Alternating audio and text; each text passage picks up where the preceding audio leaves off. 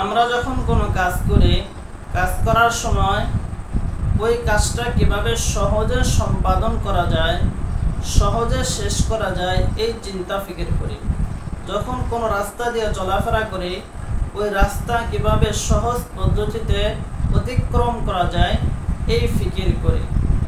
তো দুনিয়াতে বহু রাস্তা আছে, বহু কাজ আছে, মানুষ সহজ পদ্ধতিতে যাতে শেষ করতে পারে এর জন্য বিভিন্ন টেকনিক অবলম্বন করে থাকে। তো পরকাল জিন্দেগি কিভাবে আমাদের জন্য সহজ হবে, কিভাবে বিনা হিসেবে আমরা জান্নাতে যাব, এই ফিকির, এই টেকনিক আমাদের জন্য অবলম্বন করা খুবই জরুরি। তো সকাল বিকাল আমরা কিছু আমল করতে পারি, যে আমলের কারণে আল্লাহ তাআলা চাহে আমাদেরকে পরকাল জিন্দেগি আমাদের জন্য সহজ করে দেবেন, জান্নাতে যাওয়াটা সহজ করে দেবেন।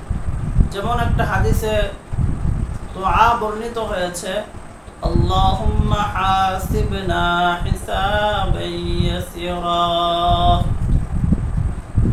হে আল্লাহ, আপনি আমাদের হিসাবকে সহজ করে দেন। হিসাবকে সহজ করা মানে, হে আল্লাহ, আপনি আমাদেরকে বিনা হিসাবে জান্নাত দান করেন। পরকাল জিন্দেগিতে আপনি আমাদের পরিপূর্ণ জীবনের যে হিসাব নিকাশ নেবেন, সেই হিসাব নিকাশ আপনি আমাদের জন্য সহজ করে দেন। আল্লাহ তাআলা আমাদের পরকাল জিন্দেগিকে সহজ করে দেন, দুনিয়ার জিন্দেগিকে সহজ করে দেন।